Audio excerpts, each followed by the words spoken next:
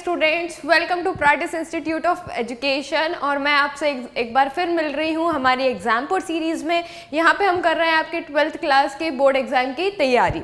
ठीक है, तो चलो देखते हैं आज हम क्या पढ़ने वाले हैं, आज का हमारा टॉपिक क्या होने वाला है।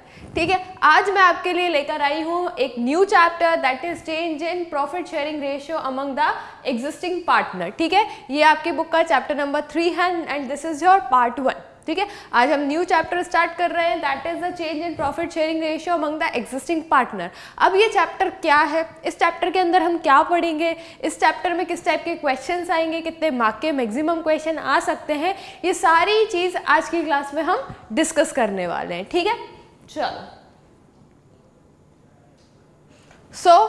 प्राटिस एजुकेशन के जो लोग पेड सब्सक्रिप्शन खरीदना चाह रहे हैं उनके लिए बहुत अच्छा मौका है अभी, क्योंकि हमारा जो क्लास केजी से लेकर 10th तक के बच्चों के लिए ऑफर प्राइस में पूरा ईयरली पैकेज अवेलेबल है 9,999 में।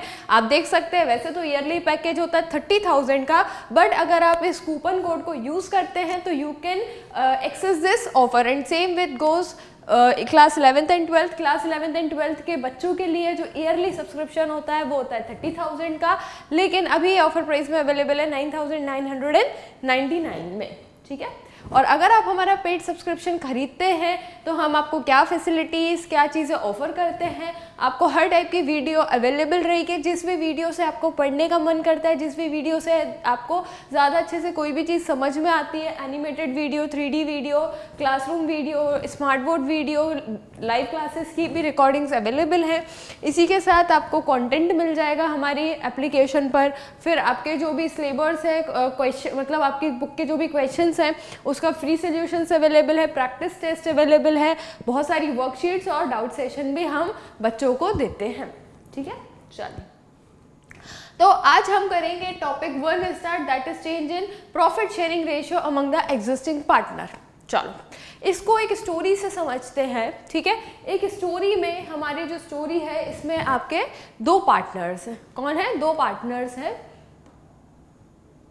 ठीक है, एक का नाम है मिस्टर 1 मिनट। ठीक है, एक का नाम है मिस्टर एक्स। ठीक है, एक है ये मिस्टर एक्स और ये है मिस्टर वाई। ठीक है, ये है मिस्टर वाई। ठीक है, मिस्टर एक्स और मिस्टर वाई दोनों ही मिलके एक बिजनेस करते हैं। किस चीज़ का बिजनेस करते हैं? ये बिजनेस करते हैं फॉर एग्जांपल इलेक्ट्रॉनिक्स का एक साथ में बिजनेस करते हैं। ठीक है, ये इनका बिजनेस है और यहाँ पे ये इलेक्ट्रॉनिक आइटम्स बनाते हैं, इलेक्ट्रॉनिक गैजेट्स बनाते हैं, मोबाइल फ़ोन, वॉशिंग मशीन, ये सब चीज़ का इनका बिजनेस है। ठीक है, मिस्टर एक्स और मिस्टर वाई ने जब बिजनेस स्टार्ट किया था तब इन्होंने अपना प्रॉफिट शेयरिंग रेशियो डिसाइड किया था 2:1। ठीक है, मतलब जितना भी प्रॉफिट होगा उसके 3 हिस्से होंगे और 2 हिस्से उसमें से मिस्टर एक्स लेंगे और 1 हिस्सा मिस्टर वाई लेंगे। ठीक है, बिजनेस अच्छे से रन कर रहा था, लेकिन कुछ कारण से मिस्टर वाई बिजनेस में इनएक्टिव हो गए। ठीक है, जो मिस्टर वाई थे ये बिजनेस में क्या होगा? इनएक्टिव हो गए। इनएक्टिव मतलब अब ये डेली बेसिस पर रेगुलरली पार्टिसिपेट नहीं कर पा रहे हैं बिजनेस में। ठीक है, और सारे बिजनेस का जो लोड है वो मिस्टर वाई पे आ गया। ठीक है, अब मिस्टर वाई का ये सोचना है कि अब सारी चीज़ें, इतना सब कुछ हो रहा है, ठीक है, सब कुछ मुझे ही करना पड़ रहा है।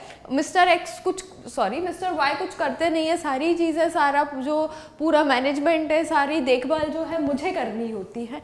ठीक है, मिस्टर एक्स के माइंड में ये क्वेश्चन आया, तो मिस्टर वाई जो है ये ज़्यादा प्रॉफिट ले रहे हैं। ठीक है, मतलब मिस्टर एक्स को ऐसा लग रहा है कि मिस्टर वाई को और कम प्रॉफिट मिलना चाहिए, क्योंकि एट लास्ट मिस्टर एक्स ही सारी चीज़ें, सारा एफर्ट्स मिस्टर एक्स लगा रहे हैं, मैनेजमेंट मिस्टर एक्स कर रहे हैं, सारी चीज़ें मिस्टर एक्स कर रहे हैं और इन्हीं के एफर्ट्स के कारण जो है प्रॉफिट हो रहा है और उसका अच्छा खासा हिस्सा मिस्टर वाई लेके जा रहे हैं। तो मिस्टर एक्स ने मिस्टर वाई को बोला कि सुनो मिस्टर वाई, मैं चाह रहा हूँ कि हमारा प्रॉफिट शेयरिंग रेशियो बदल जाए।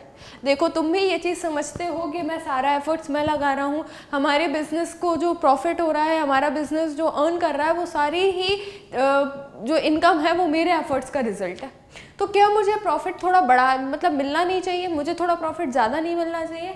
मिस्टर वाई ने सोचा कि यार तुम्हारी बात तो सही है, तुम्हें प्रॉफिट थोड़ा सा ज़्यादा मिलना चाहिए। तो मिस्टर एक्स ने बोला कि जो हमारा प्रॉफिट शेयरिंग रेशियो 2:1 था, इसको चेंज कर लेते हैं, इसको 3:1 में हम डिवाइड कर लेते हैं। अब प्रॉफिट के 4 हिस्से होंगे, 3 हिस्से मुझे मिलेंगे, 1 हिस्सा तुम्हें मिलेगा। क्या ये तुम्हें मंजूर है? मिस्टर वाई ने बोला ठीक है मिस्टर एक्स, मैं इस चीज़ पर एग्री करता हूँ, हम हमारा प्रॉफिट शेयरिंग रेशियो चेंज कर लेते हैं। अब इसमें क्या हुआ, जो मिस्टर वाई थे, मिस्टर वाई ने अपना प्रॉफिट शेयरिंग रेशियो क्या कर दिया, सेक्रीफाइस कर दिया। क्या कर दिया? सेक्रीफाइस कर दिया, अपना कुछ हिस्सा छोड़ दिया और किसके हिस्से में आ गया, मिस्टर एक्स के हिस्से में उसका प्रॉफिट आ गया। ठीक है, जो हिस्सा प्रॉफिट का मिस्टर वाई ने सेक्रीफाइस किया, वही सेम जो प्रॉफिट का पार्ट है वो किसने गेन किया, मिस्टर एक्स ने गेन किया। ठीक है, तो जब प्रॉफिट शेयरिंग रेशियो बदलता है तो बहुत सारी चीज़ें होती हैं, कुछ पार्टनर गेन कर रहा होता है, कुछ पार्टनर जो है सेक्रीफाइस कर रहा होता है। तो जब ये केस होता है, कौन सा केस, जब पार्टनर्स, एग्जिस्टिंग पार्टनर, ये दोनों पहले से ही पार्टनर थे, मिस्टर एक्स और मिस्टर वाई, दोनों ही एग्जिस्टिंग पार्टनर ने क्या किया, मिलकर म्यूचुअल डिसीजन ये लिया कि चलो हमारा प्रॉफिट शेयरिंग रेशियो को चेंज किया जाए, बदला जाए। ठीक है, म्यूचुअली इन्होंने इस चीज़ को डिसाइड किया और म्यूचुअली डिसाइड करके इन्होंने अपना प्रॉफिट शेयरिंग रेशियो चेंज कर लिया। ठीक है, तो ये जो कंडीशन है, इसमें जो इनकी अकाउंटिंग है, इनका जो बुक्स है, उसमें क्या चेंजेस जाएंगे, क्या हम अकाउंटिंग एंट्री करेंगे, क्या कुछ जो भी चेंजेस जाएंगे, that we are going to see in this chapter. ठीक है, तो बेसिकली यही केस है जब एग्जिस्टिंग पार्टनर, ना ही कोई पार्टनर बिजनेस छोड़ के जा रहा है, ना ही कोई पार्टनर बिजनेस में आ रहा है, दोनों पार्टनर पहले भी बिजनेस कर रहे थे, अब भी कर रहे हैं, लेकिन कुछ रीजंस के कारण दोनों म्यूचुअली डिसाइड कर लेते हैं कि अब हमारा प्रॉफिट शेयरिंग रेशियो बदल जाना चाहिए। हर चीज़ स्टेगनेंट अच्छी नहीं लगती, चेंजेस जो हैं हमेशा नेसेसरी होते हैं, तो कुछ रीजंस के कारण ये चेंजेस ये लोग इंट्रोड्यूस करते हैं। तो जब पार्टनरशिप बिजनेस में ये चेंजेस इंट्रोड्यूस आते हैं तो इसके कॉन्सिक्वेंसेस क्या होते हैं in the books of accounts, that we are going to discuss in this chapter. Alright, चलो तो देख लेते हैं एक बार थ्योरी पोर्शन में क्या लिखा है। Any change in existing agreement of the partnership accounts to reconstitution of a firm. As a result of reconstitution, the existing partner agreement came to an end and a new agreement came into the existence and they continue. अब जो ये case है जब partners अपना profit sharing ratio change कर लेते हैं तो इस जो कंडीशन है इस कंडीशन को बोला जाता है रिकॉन्स्टिट्यूशन ऑफ फर्म। क्या बोला जाता है इस कंडीशन को? Reconstitution of firm. Reconstitution of firm का क्या मतलब है? देखो अब एक्चुअली क्या होता है कि जैसे कोई भी एक एग्जाम्पल लेते हैं, एक कोई भी घर है, ठीक है, एक कोई भी बंगलो है, वो बंगलो बहुत टाइम से जो है खड़ा हुआ है, ठीक है, वो बंगलो में कुछ भी नहीं हुआ है, अराउंड 20 ईयर्स हो चुके हैं। तो धीरे धीरे जो बंगलो की क्वालिटी है, ठीक है, बंगलो का इंफ्रास्ट्रक्चर है, वो क्या होता है ख़राब हो जाता है, कुछ चीज़ें जो हैं मतलब पुरानी हो जाती हैं। तो अगर आपको उसी बंगलो में उसी हाउस में कंटिन्यू रहना होता है तो आप उसको क्या करा देते हो, कुछ सालों में रिनोवेट कराते रहते हैं हम घर को, है ना। रिनोवेट कराने से क्या होता है, चीज़ें जो है रिफ्रेश हो जाती हैं। तो वही समझ लो ये फर्म का रिनोवेशन है। फर्म बहुत टाइम से चल रही थी, फर्म में जंग लग गई, अब फर्म में क्या हो रहा है, रिकॉन्स्टिट्यूशन हो रहा है, फर्म का रिनोवेशन हो रहा है, ठीक है। तो बेसिकली होता क्या है, पार्टनरशिप के पॉइंट ऑफ व्यू से देखते हैं कि दो पार्टनर्स हैं, दो पार्टनर्स का एग्रीमेंट है, ठीक है, एक्स और वाई जो है ये पार्टनर्स का एग्रीमेंट है। इन्होंने अपने एग्रीमेंट में कुछ रेशियो लिखा होगा, ठीक है, पार्टनरशिप डीड में इन्होंने इस चीज़ को मेंशन किया होगा। अब इस चीज़ को इन्हें चेंज कराना है, क्या कराना है, इन्हें इस चीज़ को चेंज कराना है। तो चेंज कराने के लिए न्यू पार्टनरशिप डीड बनेगी। फर्म तो कंटिन्यू एग्जिस्ट करेगी ही, लेकिन उसका रिकॉन्स्टिट्यूशन हो जाएगा। अब ये जो डीड है इसको रिफ्रेश किया जाएगा, न्यू डीड बनाई जाएगा, नया एग्रीमेंट लिखा जाएगा जिसमें एक्स और वाई का रेशियो 3:1 हो जाएगा, ठीक है।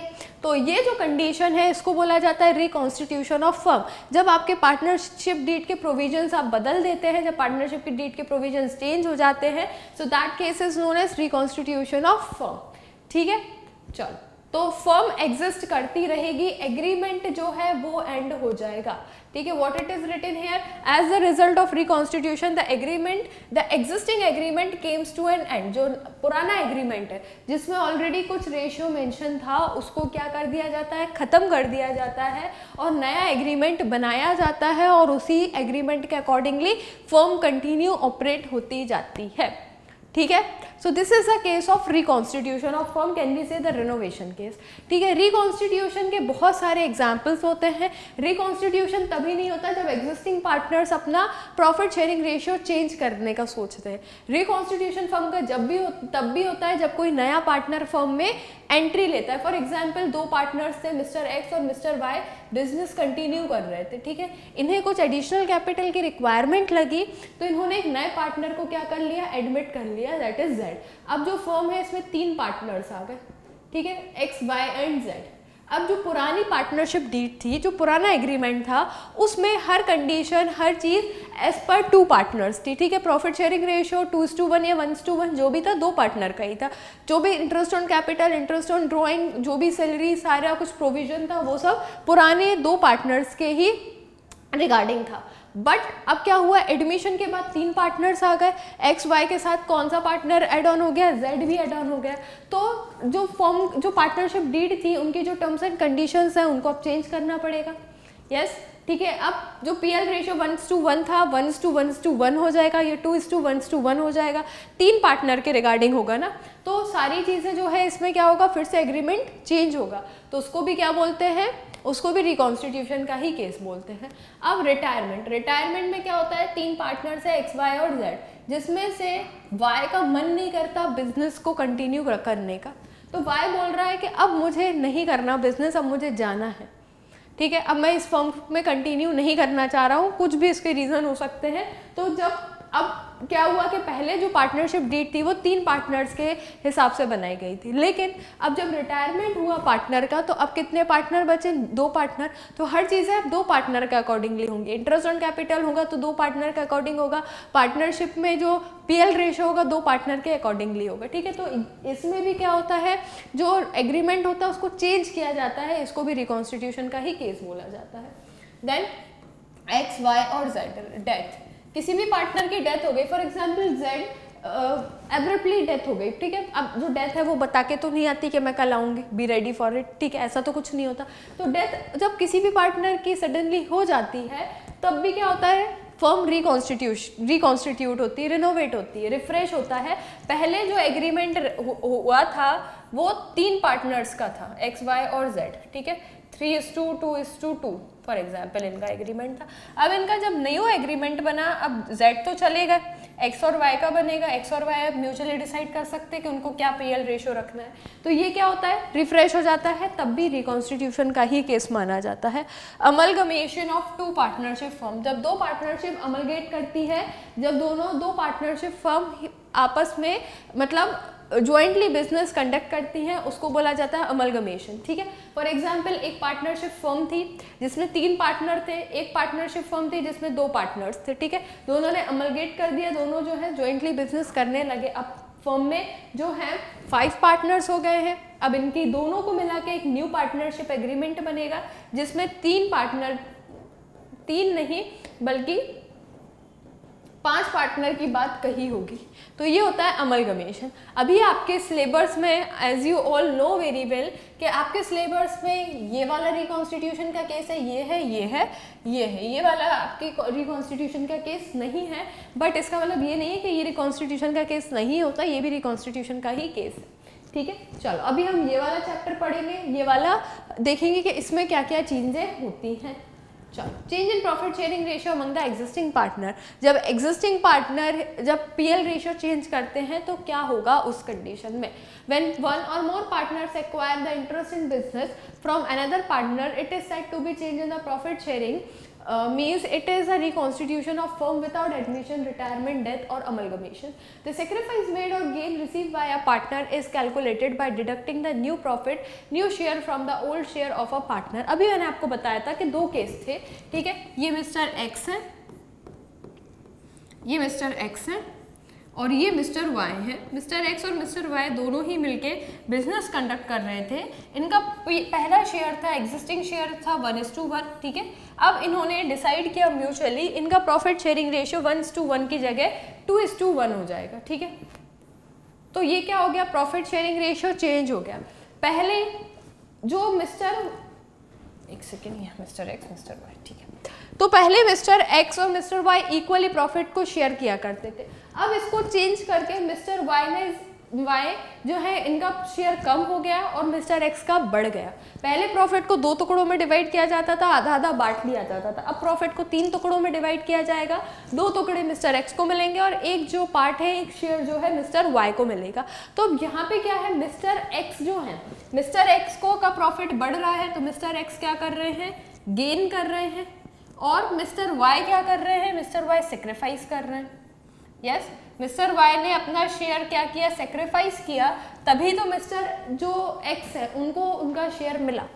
यही हुआ, मिस्टर एक्स ने अपना शेयर क्या किया, मिस्टर वाई ने अपना शेयर क्या किया, सेक्रीफाइस किया, तब जाके मिस्टर एक्स को शेयर मिला। मिस्टर एक्स का शेयर कब बढ़ा, जब मिस्टर वाई ने सेक्रीफाइस किया। तो हमें यहाँ पे किस रेशियो में सेक्रीफाइस किया, किस रेशियो में गेन किया, वो हमको यहाँ पे कैलकुलेट करना होता है। और हम यहाँ पे उस चीज़ को कैलकुलेट करेंगे by using this simple formula, sacrificing ratio is equals to old ratio minus new ratio, ठीक है। This is the formula you need to learn, ये अभी बहुत काम आएगा आपको, ठीक है। एक एग्जाम्पल ले लेते हैं। फॉर एग्जाम्पल, किसी भी पार्टनर का एक्स और वाई का ओल्ड रेशियो था 1:1, न्यू रेशियो उनका हो गया 2:1। अब आपको क्या करना है, सेक्रीफाइसिंग रेशियो कैलकुलेट करना है। एक्स का मैं सेक्रीफाइसिंग रेशियो कैलकुलेट कर देती हूँ। एक्स का ओल्ड कितना था, 1/2, ठीक है। और एक्स का न्यू कितना है, -2/3 सॉरी।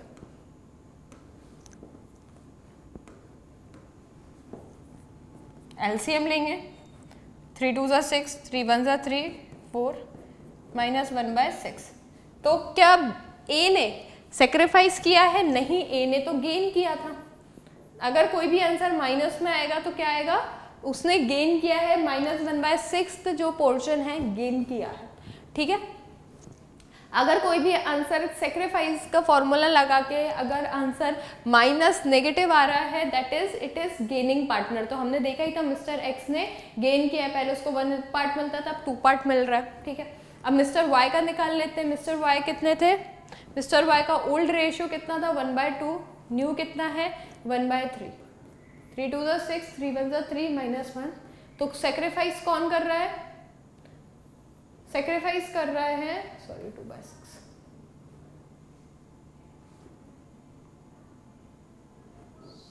सॉरी 1/6।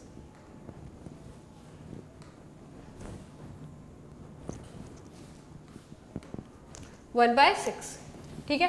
तो 1/6 देखो, ये जो ये वाला रेशियो आया है, ये क्या आया है, ये पॉजिटिव आया है। तो मिस्टर एक्स ने गेन किया है, कितना किया है, -1/6, और मिस्टर वाई ने सेक्रीफाइस किया है 1/6। जो मिस्टर वाई ने सेक्रीफाइस किया है वही मिस्टर एक्स ने गेन किया है। तो हमेशा सेक्रीफाइसिंग गेनिंग रेशियो इक्विवेलेंट ही आना चाहिए, दिस इज इम्पॉर्टेंट, ठीक है। तो ये रेशियो आपको लर्न करना पड़ेगा। चलो, अब एडजस्टमेंट क्या क्या करेंगे हम, ठीक है। तो आपको यहाँ पे सेक्रीफाइसिंग रेशियो और गेनिंग रेशियो कैलकुलेट करना पड़ेगा। क्या होता है सेक्रीफाइसिंग गेनिंग रेशियो, देख लेते हैं एक बार। Determination of the sacrificing and gaining ratio. तो new profit sharing ratio, it is the ratio in which the partners are share future profit and losses. New profit sharing क्या है, जो after the मतलब उन्होंने जो म्यूचुअल डिसाइड किया है अपना रेशियो चेंज करना, that is what, that is their new profit sharing ratio. Sacrificing ratio, it is the ratio in which the partner has or have agreed to sacrifice their share of profit in the favor of other partners or partners, ठीक है। Sacrificing ratio वो है कि जो partner sacrifice कर रहा है, जो रेशियो में पार्टनर अपना सेक्रीफाइस कर रहा है, वो क्या होगा, सेक्रीफाइसिंग रेशियो। जैसे अभी प्रीवियस क्वेश्चन में मैंने आपको बताया, एक्स और वाई थे, उन्होंने इनका प्रॉफिट शेयरिंग रेशियो पहले 1:1 था, अब इन्होंने डिसाइड कर लिया 2:1। हमारे पास फॉर्मूला था, हमें सेक्रीफाइसिंग रेशियो कैलकुलेट करना था। तो हमने देखा था वाई जो है वो क्या कर रहे हैं, वो सेक्रीफाइस कर रहे हैं, एक्स जो है वो गेन कर रहे हैं, तो वाई का सेक्रीफाइसिंग रेशियो आया था 1/6, ठीक है। So this is what sacrificing ratio, ठीक है। गेनिंग रेशियो, और अगर आपको गेनिंग रेशियो कैलकुलेट करना है तो न्यू माइनस ओल्ड करना पड़ेगा, और सेक्रीफाइसिंग रेशियो कैलकुलेट करना है तो ओल्ड माइनस न्यू करना पड़ेगा। ये फॉर्मूला जो है वाइस वर्सा हो जाएगा, चेंज हो जाएगा, रिवर्स हो जाएगा, ठीक है। So this you need to remember these two formula. चलो अब अकाउंटिंग ट्रीटमेंट ऑफ गुडविल, अब होगा क्या, देखो एक एग्जाम्पल लेती हूँ मैं। चलो दो पार्टनर्स हैं एक्स और वाई, वही पुराना रेशियो, इनका ओल्ड रेशियो था 1:1, ठीक है। इनका न्यू रेशियो जो है, एक्स और वाई का न्यू रेशियो जो है वो कितना हो गया, 2:1, ठीक है, 2:1 हो गया। अब हमने देखा था अभी कैलकुलेट करके सेक्रीफाइसिंग रेशियो का फॉर्मूला लगाया था, ओल्ड माइनस न्यू करना था हमको। ओल्ड माइनस जब हमने न्यू किया तो हमने देखा कि एक जो पार्टनर है एक्स, वो क्या कर रहा है, गेन कर रहा है। ए का एक्स का ओल्ड कितना था, एक्स का ओल्ड था 1/2, न्यू कितना है 2/3। वाई का ओल्ड कितना है 1/2, वाई का न्यू रेशियो कितना है 1/3, ठीक है। 3 2 6, 3 1 3, -4, तो -1/6। ये क्या कर रहा है, माइनस में आया है, तो ये क्या कर रहे हैं, ये गेन कर रहे हैं, ठीक है। ये क्या है 6, 1/6, ये क्या कर रहे हैं, ये सेक्रीफाइस कर रहे हैं। अब आप एक बात बताइए कि मिस्टर जो वाई हैं वो अपना रेशियो सेक्रीफाइस कर रहे हैं in the favour of mister x. जो पोर्शन मिस्टर वाई ने सेक्रीफाइस किया वही सेम पोर्शन मिस्टर एक्स ने गेन किया, ठीक है। अब आप मुझे एक चीज़ बताइए कि क्या ये फ्री में या कोई भी पर्सन अपना प्रॉफिट ऐसे ही सेक्रीफाइस कर देता है क्या, ठीक है, without demanding anything in return. कुछ भी चीज़ आपके रिटर्न में डिमांड ना करते हुए ऐसे ही आपका रेशियो सेक्रीफाइस कर देता, वो भी प्रॉफिट रेशियो कर सकते हो। मैं आपको बोलूँ कि आपके पॉकेट मनी मुझे दे दो, तो क्या आप दे दोगे मुझे अपनी पॉकेट मनी? या मैं किसी भी पर्सन के पास जाऊँ, मैं बोलूँ आप अपनी सैलरी मुझे दे दो, तो कोई भी मुझे अपनी सैलरी दे देगा क्या फ्री में? नहीं देगा। तो एक बात आप भी सोचिए कि क्यों मिस्टर वाई अपना पोर्शन सेक्रीफाइस कर रहे हैं मिस्टर एक्स के फेवर में। क्या मिस्टर वाई को कुछ मिल रहा है इसका करने से, या मिस्टर वाई जो है ऐसे ही चैरिटी का काम कर रहे हैं मिस्टर एक्स के फेवर में? नहीं, कभी भी कोई भी पर्सन जो है without getting anything in return अपना रेशियो दूसरे पार्टनर के फेवर में नहीं देता। तो अगर मिस्टर वाई अपना profit sharing ratio mister x को दे रहे हैं, तो मिस्टर एक्स को कुछ ना कुछ इसको मिस्टर वाई को देना चाहिए, बिल्कुल देना चाहिए। तो मिस्टर एक्स मिस्टर वाई को कुछ रिटर्न में देंगे, ठीक है, क्योंकि जो है मिस्टर वाई मिस्टर एक्स को अपना प्रॉफिट शेयरिंग रेशियो दे रहे हैं, अपना रेशियो अपना प्रॉफिट का पार्ट दे रहे हैं। तो उस बिहाफ में जो गेनिंग पार्टनर होता है, जो भी गेनिंग पार्टनर होता है, वो सेक्रीफाइसिंग पार्टनर को कुछ पैसे देता है। क्या देता है? हमेशा गेनिंग पार्टनर गेन जो भी करता है वो सेक्रीफाइसिंग पार्टनर को कुछ पैसे देता है। क्या देता है? सेक्रीफाइसिंग पार्टनर को पैसे देता है। कौन से पैसे देता है? गुडविल का अमाउंट देता है। क्या देता है? गुडविल का अमाउंट देता है, ठीक है। हर एक फर्म की गुडविल होती है, आपको पता है, मैंने आपको प्रीवियस चैप्टर में वैल्यूएशन ऑफ गुडविल में भी ये चीज़ समझाई है कि हर एक फर्म की अपनी गुडविल होती है, whether it is self generated और परचेज्ड गुडविल, बट होती है हर एक फर्म की गुडविल, ठीक है। तो वो जो फर्म की गुडविल है, फर्म की गुडविल में से, फर्म्स गुडविल में से कितना पोर्शन, जो भी उनका गेनिंग सेक्रीफाइसिंग है, 1/6 ऑफ फर्म्स गुडविल। तो जो भी आपका गेनिंग और सेक्रीफाइसिंग रेशियो होता है, उस रेशियो का ही फर्म की गुडविल का ही उतना पोर्शन जो है आपको इन रिटर्न देना पड़ता है। आपको मतलब जो भी पार्टनर गेन कर रहा होता है उसको सेक्रीफाइसिंग पार्टनर को देना होता है, क्योंकि हर चीज़ फ्री में नहीं दी जाती, चैरिटी नहीं हो रही है, they are business persons, business कर रहे हैं ये लोग, तो इतनी आसानी से कोई भी पार्टनर दूसरे पार्टनर को अपना प्रॉफिट का हिस्सा नहीं देगा अनटिल और अनलेस उसको कुछ रिटर्न में नहीं मिलेगा। तो यहाँ पे अगर इतनी आसानी से जो मिस्टर वाई हैं वो मिस्टर एक्स को अपना प्रॉफिट का पोर्शन दे रहे हैं तो उनको बदले में कुछ मिल रहा है। क्या मिल रहा है? गुडविल का पैसा मिल रहा है। कितना पैसा मिल रहा है? जो भी फर्म की गुडविल रहेगी, आपको फर्म की गुडविल क्वेश्चन में मेंशन रहेगी या फर्म की गुडविल कैलकुलेट करने के लिए इंफॉर्मेशन मेंशन रहेगी, ठीक है। फर्म की गुडविल कैलकुलेट हो जाएगी, उसकी टेंशन नहीं है। फर्म की गुडविल का जितना भी अमाउंट होगा उस अमाउंट में से जो भी उनका पोर्शन होगा वो इनको गुडविल के फॉर्म में मिल जाएगा। फॉर एग्जाम्पल यहाँ पे मैं एज्यूम कर लेती हूँ कि फर्म की गुडविल जो है 30,000, ठीक है। फर्म की गुडविल कितनी है? 30,000। तो क्या होगा? 1/6 ऑफ 30,000। ऑफ का साइन हटाऊंगी, मल्टीप्लाई आ जाएगा 30,000। तो 6 1 6, 6 5 30। तो 5,000 रुपीज, कितना? 5,000 रुपीज जो है सेक्रीफाइसिंग पार्टनर गेनिंग पार्टनर को देगा। तभी जो सेक्रीफाइसिंग पार्टनर है वो अपना प्रॉफिट शेयरिंग रेशियो सेक्रीफाइस करेगा in favour of gaining partner. समझ में आया? This is the concept of goodwill, ठीक है। यही कंसेप्ट है गुडविल का बेटा।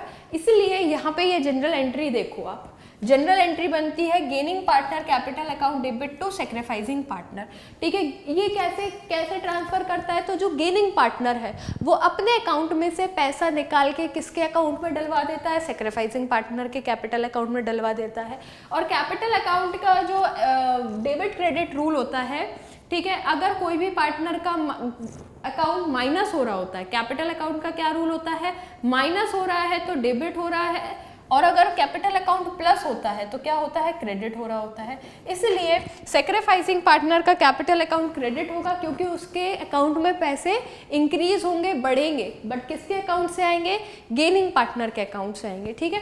तो ये आपको जनरल एंट्री ध्यान रखनी है गुडविल के एडजस्टमेंट की, that gaining partners capital account debit to sacrificing partners capital account, ठीक है।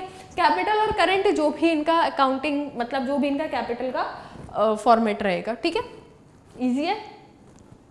चलो अब अलग अलग केस आएंगे, ठीक है। हो सकता है कि फर्म में परचेज गुडविल भी दी हो और सेल्फ जनरेटेड गुडविल भी हो, तो दो गुडविल हो जाएंगी। इमेजिन करो, अब आपको समझ आ गया कि आपको गेनिंग सेक्रीफाइसिंग रेशियो कैलकुलेट करना है और फर्म की गुडविल में से उतना हिस्सा सेक्रीफाइसिंग पार्टनर गेनिंग पार्टनर को दे रहा है, नहीं, गेनिंग पार्टनर सेक्रीफाइसिंग पार्टनर को दे रहा है, ठीक है। अब आपके दिमाग में दूसरा क्वेश्चन ये आएगा, सपोज फर्म की बैलेंस शीट है, ठीक है, फर्म की बैलेंस शीट है, फर्म की बैलेंस शीट में जो है एसेट तरफ गुडविल दी हुई है, ठीक है। फर्म के बैलेंस शीट में एसेट तरफ गुडविल दी हुई है, कुछ भी गुडविल दी होगी, ठीक है। और आपके क्वेश्चन में या एडजस्टमेंट में क्वेश्चन में इंफॉर्मेशन में गुडविल की वैल्यू कुछ और दी है। अब आपके माइंड में क्वेश्चन आएगा कि यहाँ पे भी गुडविल की वैल्यू गिवन है भाई, और यहाँ पे गुडविल की वैल्यू गिवन है। अब अगर मैं सेक्रीफाइसिंग पार्टनर को पैसे दूं या गेनिंग पार्टनर सेक्रीफाइसिंग पार्टनर को पैसे देगा तो कौन सी गुडविल का देगा? क्या हमें इन दोनों गुडविल को ऐड करना है या हमें बैलेंस शीट की गुडविल को कंसीडर करना है या ये वाली गुडविल को कंसीडर करना है? दोनों गुडविल का काम क्या होगा? कैसे करें हम दोनों गुडविल का काम? तो इसमें से हमें क्या करना है, ये वाली जो गुडविल है ये कौन सी गुडविल होती है? ये होती है परचेज्ड गुडविल। मैंने आपको बताया था कि जो बैलेंस शीट में गुडविल आती है, जो बुक्स ऑफ अकाउंट में गुडविल लिखाई जाती है, वो होती है हमेशा परचेज्ड गुडविल, ठीक है। और जो गुडविल आपके बुक्स ऑफ अकाउंट में नहीं दिखती वो होती है सेल्फ जनरेटेड गुडविल। तो हमारा अकाउंटिंग स्टैंडर्ड ये बोलता है कि इस वाली गुडविल को रेज करना है और जल्दी से राइट ऑफ भी करना है, हटाना भी है। तो हम क्या करेंगे, दो गुडविल रहेंगी, कंफ्यूजन होगा। तो पहले हम जो परचेज्ड गुडविल है, जो आपकी बैलेंस शीट में मेंशन है गुडविल, उसको हम राइट ऑफ कर देंगे, हटा देंगे। कहाँ हटाओगे इसको? कौन लेकर जाएगा ये पैसा? तो ये एसेट को हम क्या करेंगे, ये एसेट है, जब ये एसेट बड़ा होगा तो ये डेबिट हुआ होगा। जब हम एसेट को माइनस करते हैं, एसेट का क्या रूल होता है, ये एसेट अकाउंट है, डेबिट मतलब क्या होता है प्लस, क्रेडिट मतलब क्या होता है माइनस। तो हमने जब एसेट को परचेज किया होगा तो हमने डेबिट किया होगा, अब इसको हमें क्या करना है, क्रेडिट करना है। तो गुडविल को आप क्या कर दोगे, क्रेडिट कर दोगे, गुडविल को अकाउंट को हटा दोगे, गुडविल अकाउंट को क्रेडिट कर दोगे, ठीक है। तो डेबिट क्या करना है, कहाँ लेकर जाए हम इस गुडविल को, कहाँ लेकर जाना है इस गुडविल को, क्या करना है? तो जो पार्टनर्स हैं, ओल्ड पार्टनर्स, ठीक है, या जो एग्जिस्टिंग पार्टनर्स हैं, उनके कैपिटल अकाउंट को partners capital account debit. 1 minute,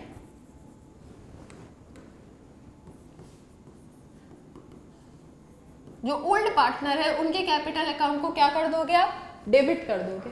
तो जो भी एसेट रहेगी ये हट जाएगी, ठीक है, ये गुडविल हट गई, ये आपकी फर्म से, यहाँ से एसेट साइड से भी आप इसको राइट ऑफ कर दोगे। किसने ले ली ये गुडविल का पैसा, गुडविल जो है एसेट है, एसेट जब रिड्यूस होती है तो लॉस है, माइनस हो रहा है, तो पार्टनर्स का कैपिटल अकाउंट डेबिट हो जाएगा, इसका जो भी लॉस रहेगा पार्टनर्स बियर करेंगे, ठीक है। अब ये गुडविल तो हट गई, अब बची क्या आपकी सेल्फ जनरेटेड गुडविल। तो इस गुडविल में से जो भी सेक्रीफाइसिंग गेनिंग रेशियो कैलकुलेट किया है फॉर्मूला अप्लाई करके, वो वाली गुडविल जो है इस वाली गुडविल में से उनका रेशियो हम दे देंगे, ठीक है, क्लियर। क्या करना है, ओल्ड गुडविल को राइट ऑफ करना है। तो बस वही आपको जो है कंसेप्ट यहाँ पे गिवन है कि जब गुडविल पहले से दी हो तब क्या करना है, ठीक है। तो तब जब गुडविल पहले से दी होती है तो उसको हमें क्या करना है, goodwill account debit to old partners capital account, ठीक है। गुडविल को क्या करना है, ये रेज वाली है, ठीक है, और ये राइट ऑफ वाली, मतलब जब आप गुडविल परचेज करते हो ये वो वाला फॉर्मूला, ये वो वाली जनरल एंट्री है, और जब ये हमें क्या करना है, राइट ऑफ करनी है, हटानी है गुडविल हमारी बुक से, तब हम इसको पार्टनर के कैपिटल अकाउंट से क्या कर देते हैं, डेबिट कर देते हैं, ठीक है।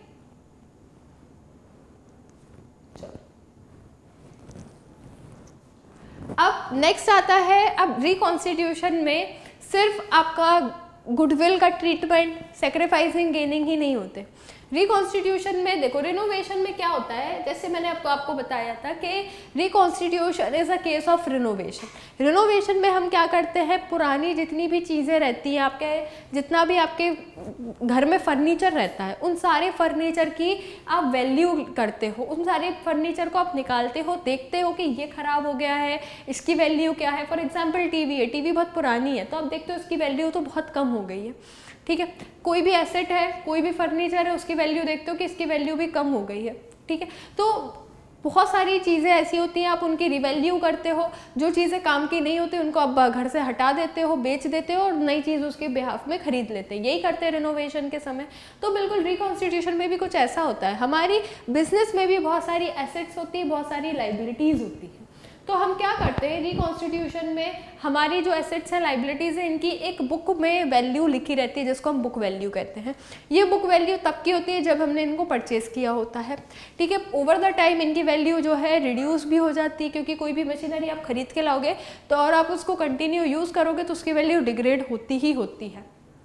तो हम इस समय क्या करते हैं, हमारे एसेट्स की रिवैल्यूएशन करते हैं, देखते हैं कि हमारे एसेट्स जो जितने भी रखे हुए हैं इनकी करंट वैल्यू क्या है, ठीक है। और जो लाइबिलिटीज़ है इनको रीअसेस किया जाता है, दोबारा से देखा जाता है कितनी लाइबिलिटी कम हो गई, कौन सी लाइबिलिटी इंक्रीज हो गई, लाइबिलिटीज़ को रीअसेस किया जाता है, एसेट्स को रिवैल्यू किया जाता है, ठीक है।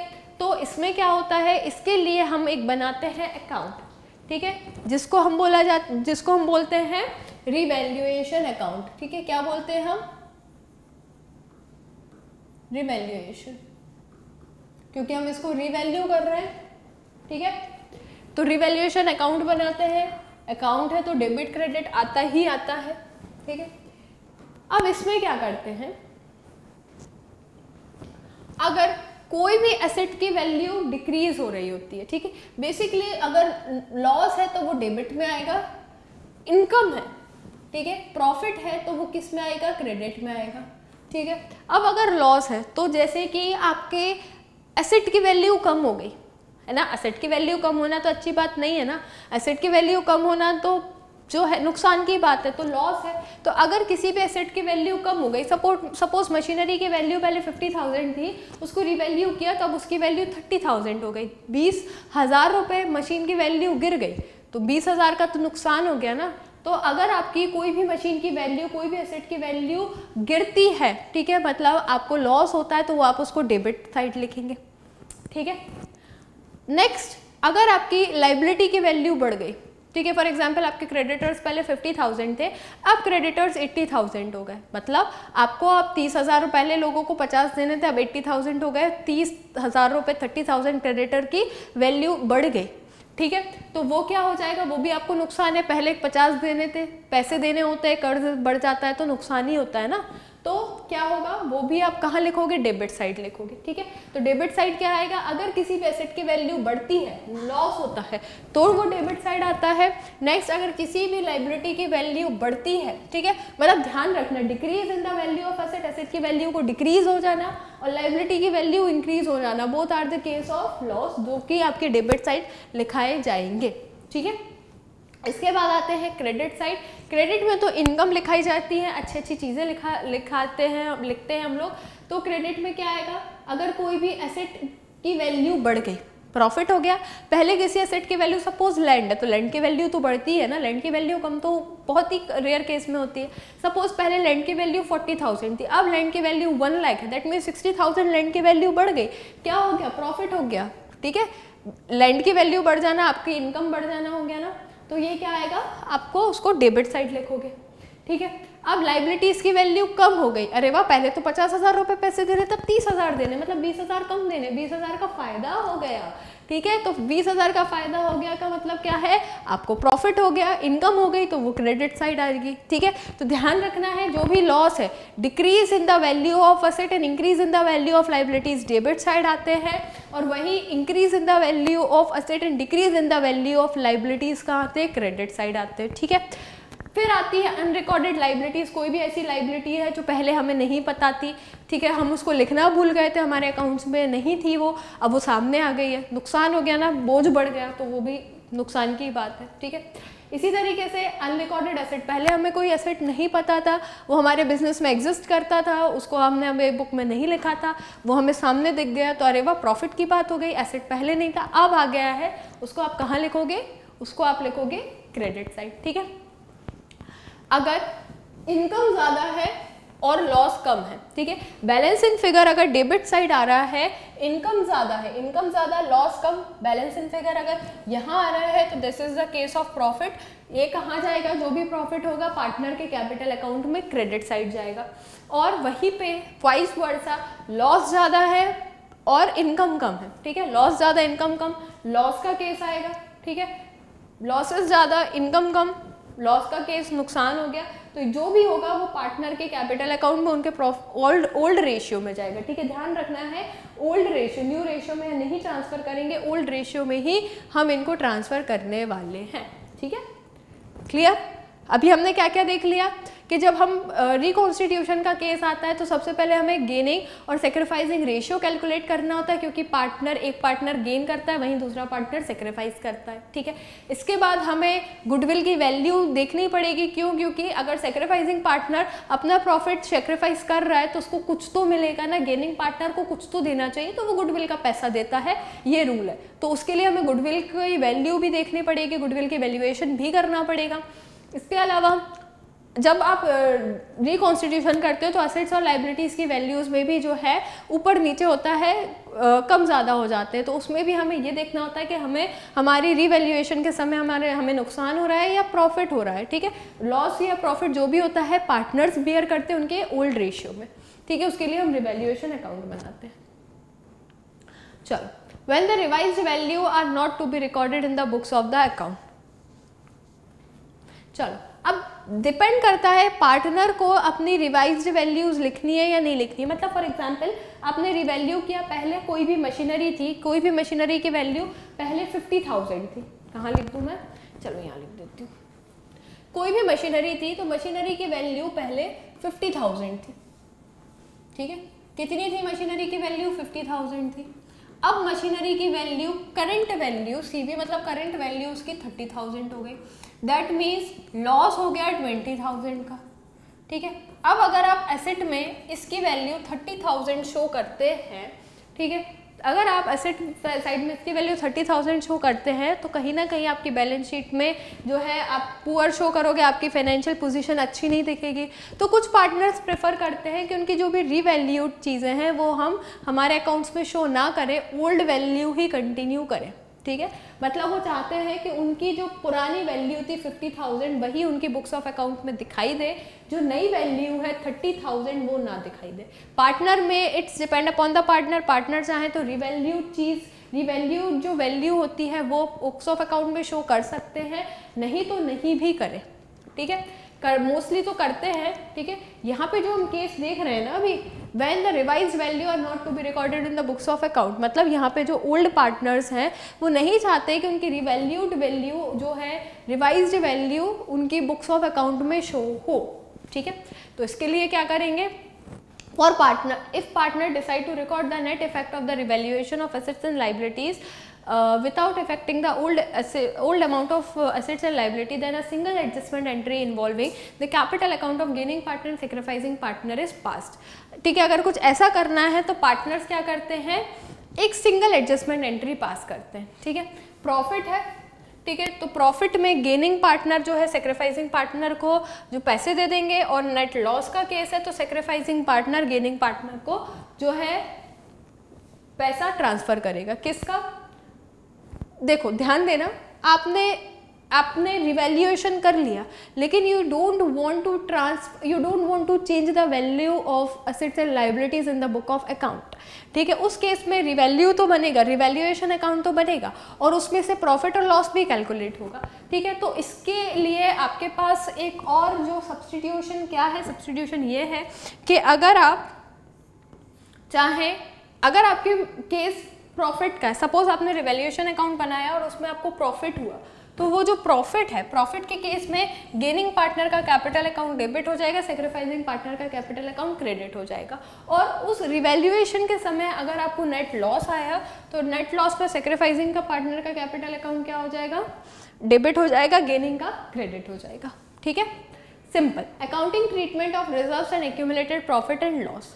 चलो, अब कई बार क्या होता है कि कुछ रिजर्व्स रखे रहते हैं, कुछ एक्यूमुलेटेड प्रॉफिट लॉस रखे रहते हैं। फॉर एग्जांपल किसी भी फर्म ने रिजर्व बनाया, अब इसमें क्या होता है कि हो सकता है किसी फर्म का एक्यूमुलेटेड प्रॉफिट रखा हो या रिजर्व हो, मतलब ये आपकी बैलेंस शीट है, ये लाइबिलिटी है, लाइबिलिटी में हो सकता है कि कुछ रिजर्व्स रखे हो।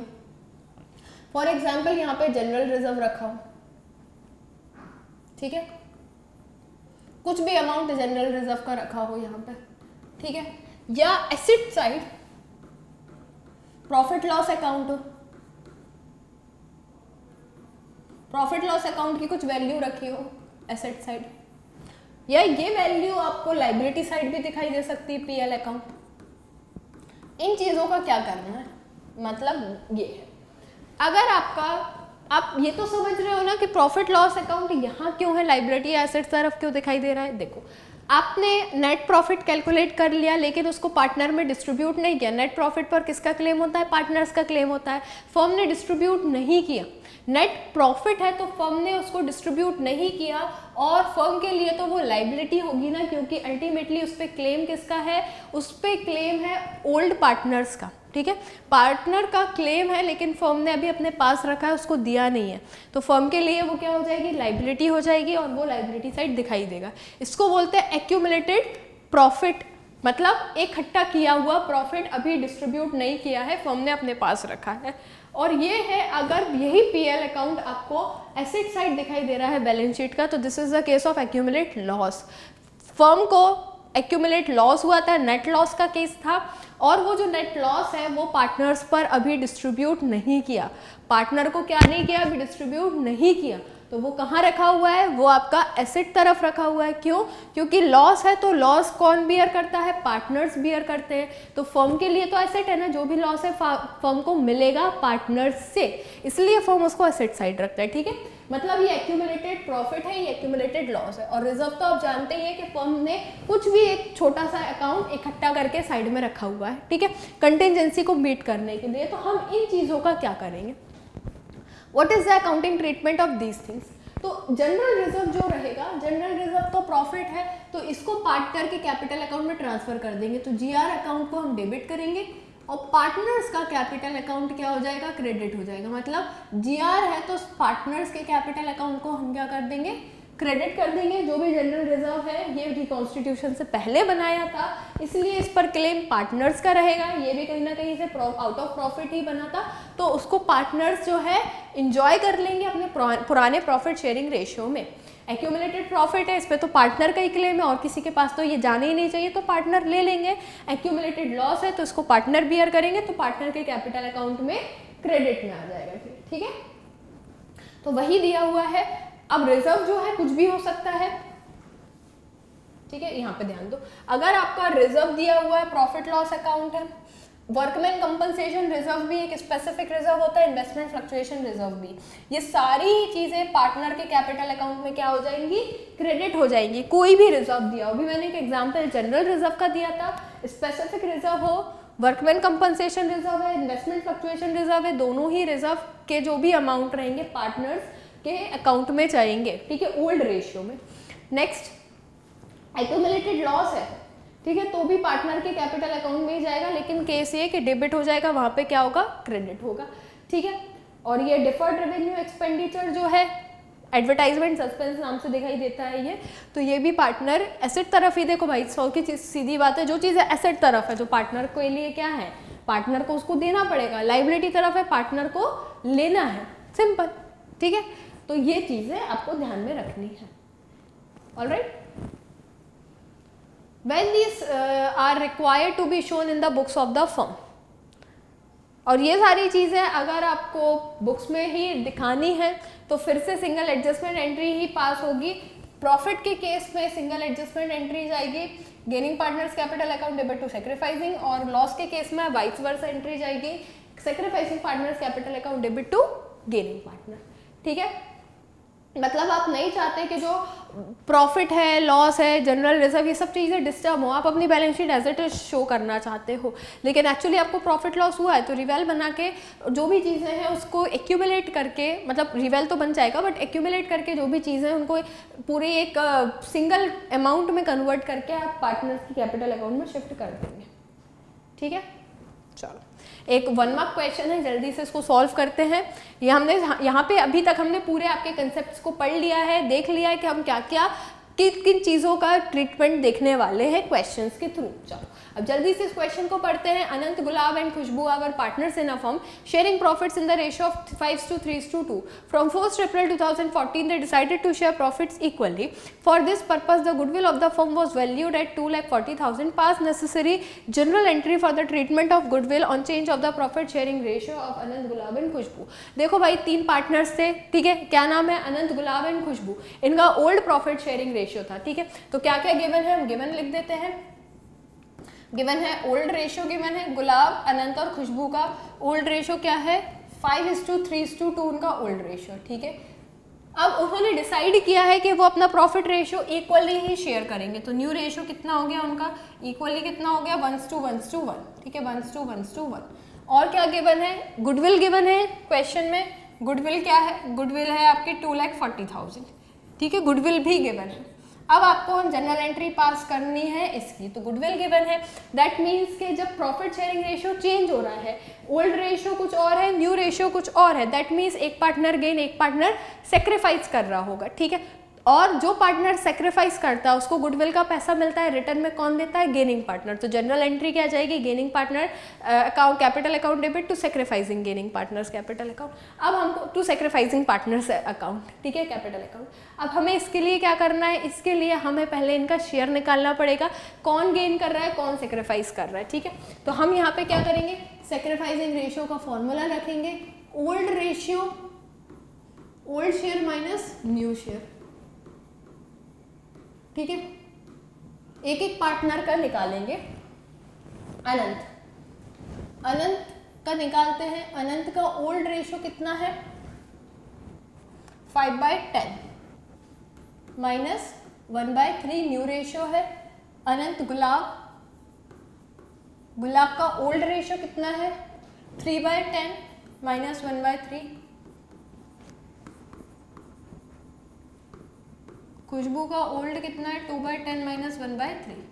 ठीक है, अब हम इसको देखते हैं, 5 times 30, 5 3 15 माइनस 10, 5/30 ये सेक्रीफाइस कर रहे हैं, 30, 5 3 3 9 minus 1 is equals to 8 minus 30, ये भी सेक्रीफाइस कर रहे हैं, 30, 5 2 6 3 2 जा 6 माइनस 10, ये आ गया -4/30।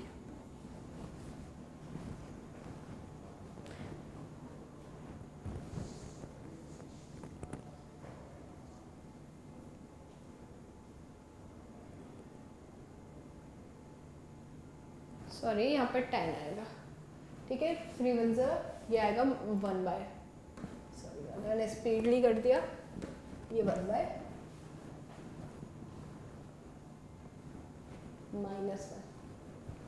तो यहाँ पे आप एक बार ध्यान से देखोगे तो अनंत है, अनंत अकेले क्या कर रहे हैं, सेक्रीफाइस कर रहे हैं, अनंत अकेले क्या कर रहे हैं, सेक्रीफाइस कर रहे हैं। बाकी ये दोनों पार्टनर क्या कर रहे हैं, गेन कर रहे हैं, ठीक है। तो हमारी जनरल एंट्री क्या जाती है, gaining partners capital account debit to sacrificing. तो गेनिंग कौन कौन है, तो आपकी जनरल एंट्री जाएगी Gulab's capital account debit, Gulab's capital account debit. Next कौन है, Khushboo's capital account, Khushboo's capital account debit to sacrifice कौन कर रहे हैं, Anant, to Anant capital account, ठीक है। अब अमाउंट की बात आई तो अमाउंट क्या हम ट्रांसफर करेंगे, अमाउंट आपके पास यहाँ पे गुडविल का दिया हुआ है 2,40,000, ठीक है। 2,40,000 है, इनका रेशियो के अकॉर्डिंगली हम इनको दे देंगे। तो सेक्रीफाइस करने वाला जो पार्टनर है अनंत 5/30 से सेक्रीफाइस कर रहा है, तो हम क्या करेंगे 5/30 से इसको मल्टीप्लाई कर देंगे, ठीक है।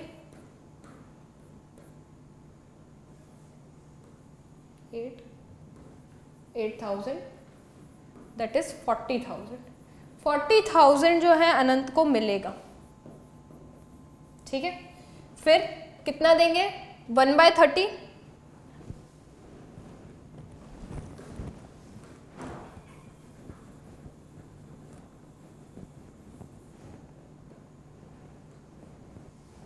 वन बाय 30 ऑफ 2,40,000 गुलाब का निकालेंगे, ठीक है।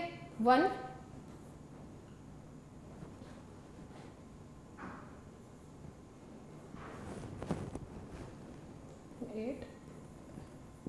8,000,